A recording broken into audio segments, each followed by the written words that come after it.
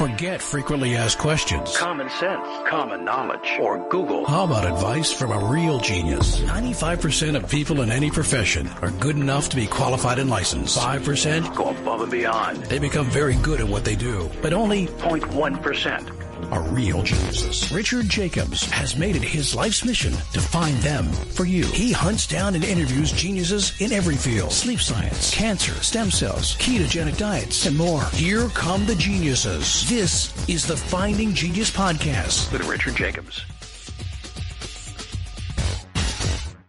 Hello, this is Richard Jacobs with the Finding Genius Podcast.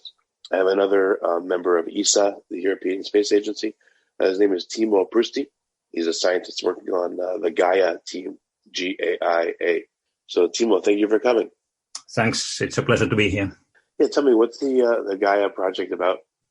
So the Gaia mission is really a dedicated mission to measure the positions of stars on the sky. And one can always wonder that why is that relevant? But one of the big important things there is that you can actually get distances to stars if you are measuring the positions very accurately. And that's a very challenging measurement, so you need a dedicated mission to do it. And that is really the core of Gaia. How precise do you need to be in order to know the distance of a star? So we are not talking about any more arc seconds or not even milli-arc seconds. When we go to micro-arc seconds. So often one is making these comparisons that, okay, we are going to see like if there would be a coin on the moon. It's always tricky to say how precise something is because who knows how far moon really is. But I think it gives us some sort of feeling what kind of precision we are aiming at. Well, how do you measure the distance of a star or its position? What kind of measurements do you take, and do you take them from Earth, or do you have to go out into space to take them? So the Gaia mission is in space. It's actually some 1.5 million kilometers away from us, behind the moon, in fact, because we don't want to see the moon either. We have to do it from space because if you try to do this kind of measurements from Earth, the atmosphere is too unstable. It's wobbling. And the stars are jumping up and down, of course, in a very small scale. But for this measurement, it would totally ruin it. So we have to go to space and make the measurements of the position. Now, the position is, in a way, one can say that if you would have a grid on the sky, you could just say that what is the X and Y. And, in first place, one has to have this grid, and then we do this measurement. Now, the distance is a tricky one. And what we are using here is something what is called parallax. And what would be sort of a description of a parallax, how you do it, is you can imagine having a finger in front of you and you blink with your eyes and you see that your finger is moving, although your finger is not moving. And it's this parallax effect.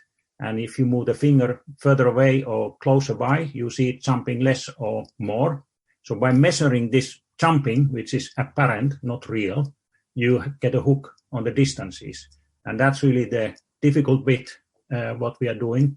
But we are not doing this with any finger or from Gaia. How we are doing this one is that we are measuring when the satellite is one side of the sun and half a year later when it's other side of the sun. So instead of using the baseline between eyes, we are using the baseline in the Earth orbit around the sun in order to get a measurement which is accurate enough to get the distances because stars are really far away. So this is going to take you at least half a year to wait for the object to be on the other side of the sun. Correct. And of course, typically 2 measurements are not enough. So we just repeat again and again in order to have several measurements of every star, so that we can get this pattern, this wobbling because of this motion, and get into the distances. How many different types of stars or different stars can you measure the distance of? Just a few or a whole bunch? Well, we are doing a humble 1.8 billion. That's wow, it. That's crazy. Yeah, that's a lot. That's so we are really observing like a speed of 300 measurements, 300 stars measured per second, typically. So we are measuring all the time, 24 hours a day, constantly. So you're measuring just a cluster that has billions of stars in it? We're actually measuring everything. So Gaia in advance does not know anything of the sky. So how the measurement principle is going, there is first a detection. So one is, the satellite is basically saying to itself, I see a star. And then one has very dedicated measurements of the position of the star recorded, and that is sent to Earth. And then this wobbling to get to the parallaxes, it's ground processing. So we have to have quite a heavy machinery on Earth to calculate from these basic measurements the distances and positions. Where is the satellite? Is it sitting in a Lagrange point so it doesn't move in space, or where is it?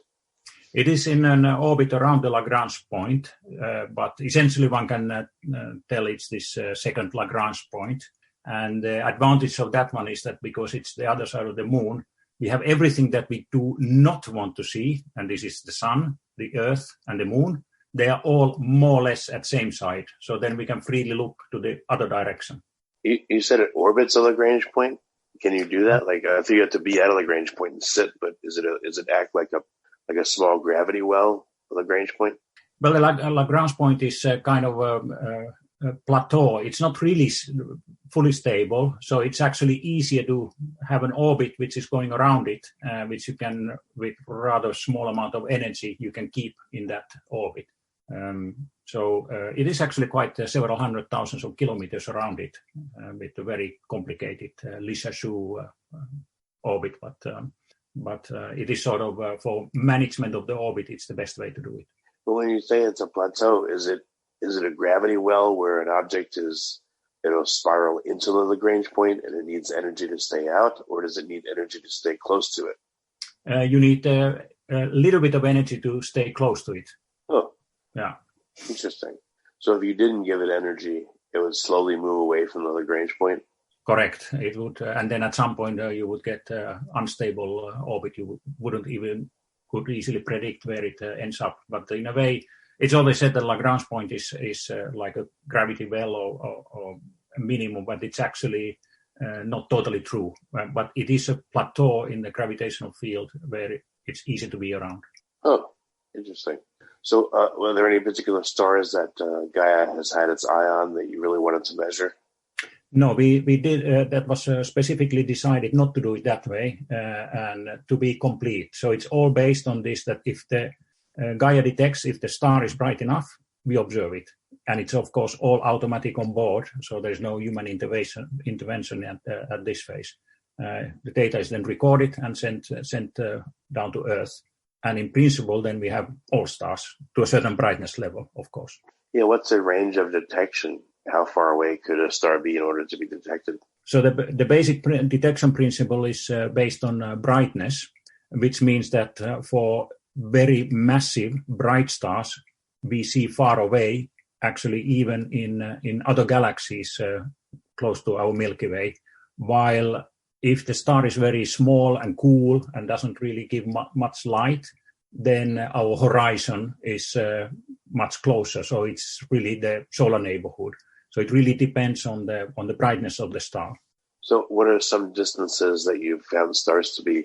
Like what data have you gotten and what has it told you so far? So the distances are pretty well known in the sort of, to give a sort of rough number, is that our half of the Milky Way, we can have a pretty good handle on distances of the stars. And if you get close to the sun, so stars which are in the sort of same environment in Milky Way as the sun, then the distances are really accurate. So have you learned anything new about the position of any stars, or what's been useful about figuring out all this information? I always say that Gaia is doing really fundamental research with finding the stars, and as a consequence, we really contribute to various fields. And I think I have sort of 3 examples which I like to outline, which I think is a sort of gives a picture of how wide the field is, which can be addressed with Gaia data. So one of the things is, for example, that what was done now already a few years ago, by knowing the stellar positions very precisely, we could make a prediction of a shadow of a star on Earth, which is being passed by a moon of Neptune planet, so Triton.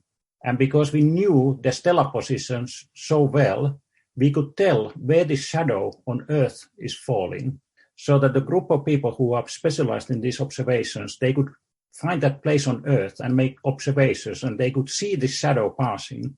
And based on this shadow passing, they could tell us results of the atmosphere of this moon around Neptune. And you wouldn't in the first instance think that by doing very precise measurements of stars, you would actually learn something of the atmosphere of a moon in our solar system. If you like this podcast, please click the link in the description to subscribe and review us on iTunes. That's pretty cool. How would you know the atmosphere? What would tell you that? It will tell that how when the shadow is coming, it's never like black and white total. There is a slow going down when the star is actually getting behind the atmosphere of the moon before it gets really behind the moon. And based on this slope, how it happens, one can address the atmospheric properties. So what kind of, what did you learn about any of the moons that you observed? What kind of atmosphere? Is anything interesting or unusual? Now we are going into a little bit outside my specialty. So they got the pressure measurements, and which is then again used in the modeling of these atmospheres.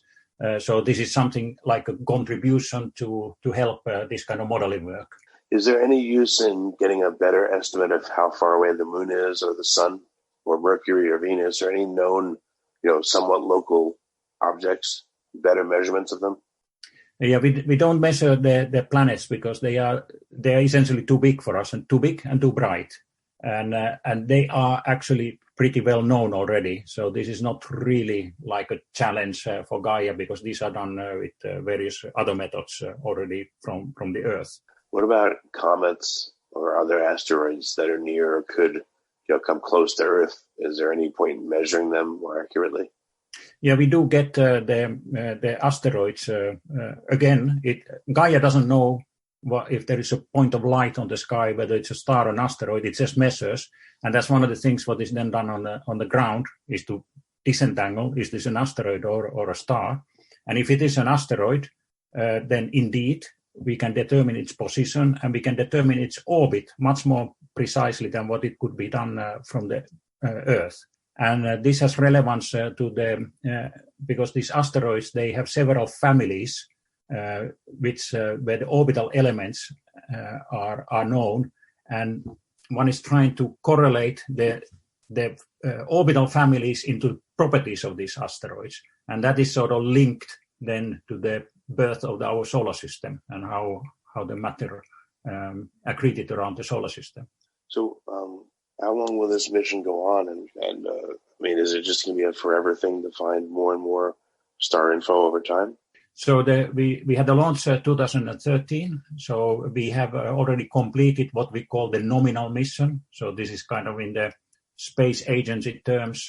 You have to define sometime what a satellite has to work in order to get the primary scientific goals. So that we have already achieved. And now, of course, when you have a working satellite in space, you are not going to just abandon it when some nominal date is finished. You actually look, is it worth running it further?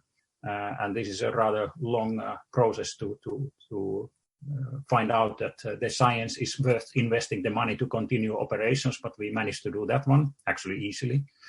And we are hoping to live until early 2025. And at that time, we expect some of the consumables which are controlling the satellite will finish, and then that's the end of Gaia. And hopefully nothing else dramatic happens before that. And actually, we are just measuring the same stars again and again. And the benefit here is that these three-dimensional measurements, so the distances, they get more and more precise and accurate. And maybe even more importantly, because when we are having several years of measurements, it's not only the three-dimensional position of the star which we can figure out, but we can also see the motions.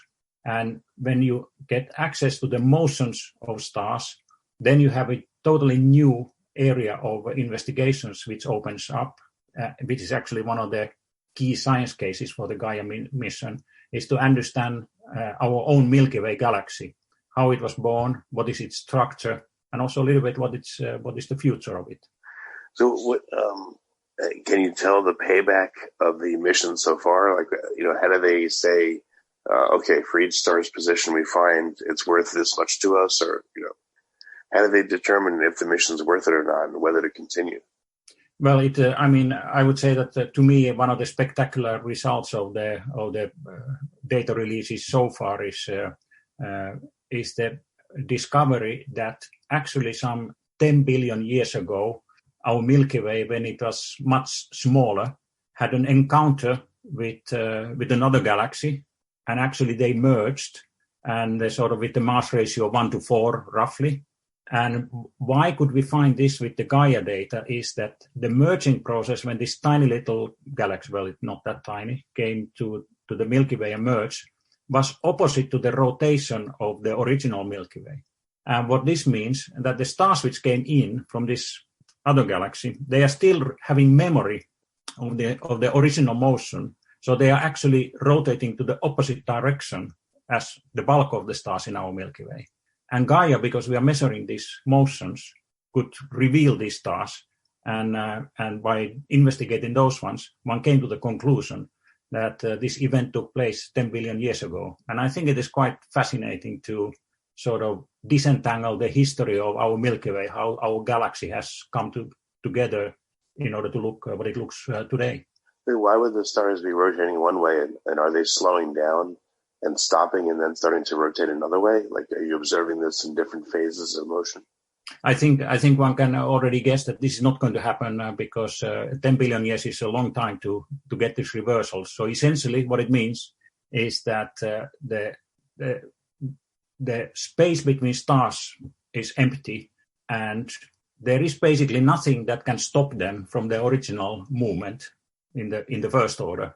And they just continue in timescales of billions of years to continue to, in a way, rotate to the wrong direction.